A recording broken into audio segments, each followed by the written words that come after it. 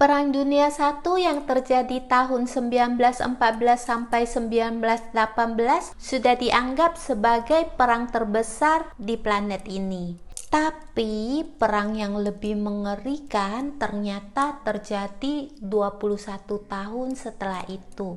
Perang yang jauh lebih besar, Perang Dunia Kedua. Hampir semua negara di dunia terlibat dalam perang ini. Meletus dari 1 September 1939 sampai 2 September 1945. Bayangkan ya, sebagian besar manusia, hewan, tumbuhan di muka bumi ini harus hidup dalam penderitaan selama 6 tahun karena perang.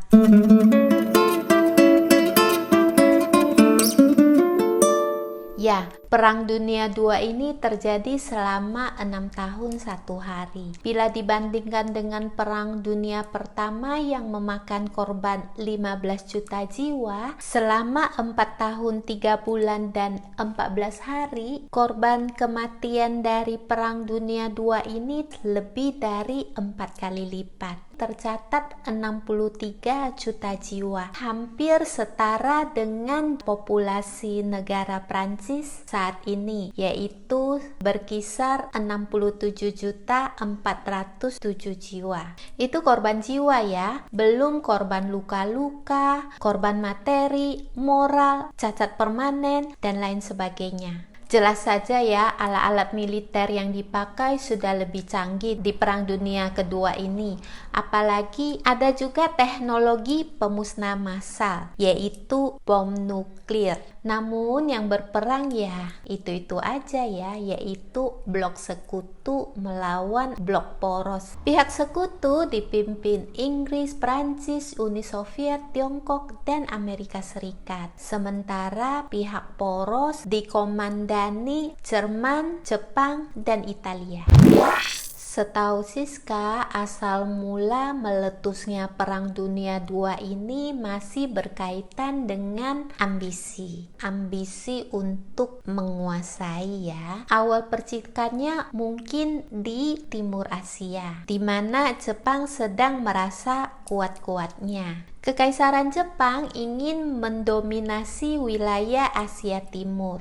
Jepang memulainya dengan menyerbu Manchuria pada tahun 1931. Ini masih jauh dari waktu terjadinya Perang Dunia II ya, tapi ambisi Jepang dengan doktrin Heiko Ichiu atau 8 penjuru dunia di atas satu atap ini bisa dibilang merupakan salah satu pemicu Perang Dunia II. Doktrin berlanjut dengan berkobarnya perang melawan Republik Rakyat Cina pada tahun 1937. Lalu di belahan bumi lain, tepatnya pada 1 September 1939, Jerman dibawa Kanselir Adolf Hitler menyerang sisi barat Polandia. Serangan itu membuat Inggris dan Prancis naik pitam. 2 hari setelah penyerangan, pihak sekutu menyatakan perang terhadap Jerman. Setahun kemudian bersama Uni Soviet, Jerman berhasil menduduki Polandia, termasuk beberapa negara Baltik.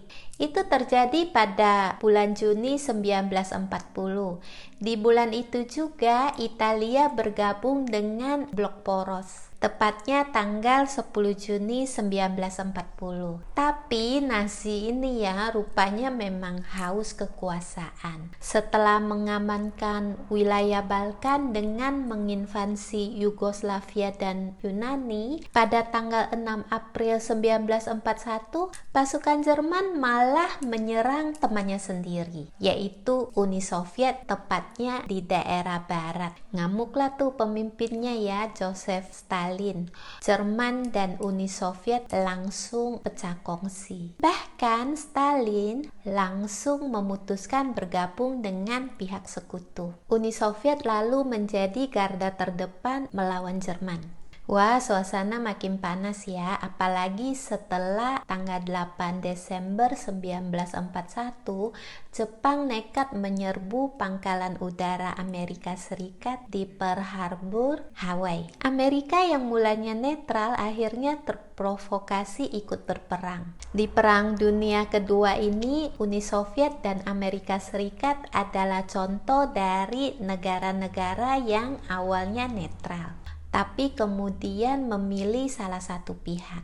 Bukan hanya dua negara itu ya, ada lumayan banyak negara yang seperti itu. Meskipun ada juga segelintir negara yang dari awal sampai akhir Perang Dunia II konsisten netral. Misalnya aja ya, Spanyol, Swedia, dan Swiss. Jadi kayaknya memang hampir semua negara terlibat di perang ini. Perang besar yang begitu menguras tenaga, waktu, dan dana. Korban-korban baik dari kalangan militer maupun sipil terus berjatuhan. Tapi sejak 1944, negara-negara poros seperti mulai kehabisan tenaga. Puncaknya tahun 1945 mereka seperti makin lemah. Sementara negara-negara blok sekutu masih tampak sehat. Merasakan diri diambang kekalahan, Adolf Hitler yang begitu mencintai negaranya justru memutuskan menikahi Eva Braun, wanita muda simpanannya. Sumpah sehidup semati benar-benar terjadi ya. Sehari setelah menikah, mereka pun bunuh diri bersama. Tragedi itu terjadi pada 30 April 1945. Jerman yang sudah lemas makin lunglai. Akhirnya sekutu berhasil membuat Jerman bertekuk lutut. Kejatuhan Jerman dalam Perang Dunia II memicu efek domino kekalahan anggota blok poros lainnya. Apalagi Paman Sam berhasil menemukan cara untuk membalas kelakuan si matahari dari timur. Porak-porandanya Pearl Harbor beberapa tahun sebelumnya pun terbayar lunas. Ya, dengan kiriman 2 biji bom di Hiroshima dan Nagasaki pada 6 dan 9 Agustus 1945. Hancur luar dalam ya, Jepang terpaksa menyerah kepada sekutu pada 15 Agustus 1945. Lalu Jepang secara resmi menandatangani dokumen gencatan senjata bersama negara-negara lain. Perang Dunia II pun berakhir. Kalau kita perhatikan, perang 6 tahun ini telah sukses mengubah peta geopolitik dunia. Pada awal-awal abad 20 atau sebelumnya, kita tahu ya, negara-negara Eropa Barat merupakan penentu wajah dunia. Saat Perang Dunia II, di samping negara-negara seperti Jepang dan Cina yang mulai menunjukkan taring, terjadi pergeseran kekuasaan. Mata dunia lebih terarah kepada Uni Soviet dan Amerika Serikat. Dan bila kita amati peta geopolitik sekarang, perubahan kekuatan masih terus terjadi. Amerika Serikat dan Cina yang dulu satu kubu sekarang malah tampak saling menunjukkan siapa yang lebih perkasa. Entah sampai kapan ya, yang jelas semoga tidak sampai terjadi Perang Dunia III. Please ya, Mr. Biden, Mr. Xi Jinping, bersaing dalam teknologi atau industri nggak apa-apa. Tapi jangan saling hantam dengan bom atau peluru. Please.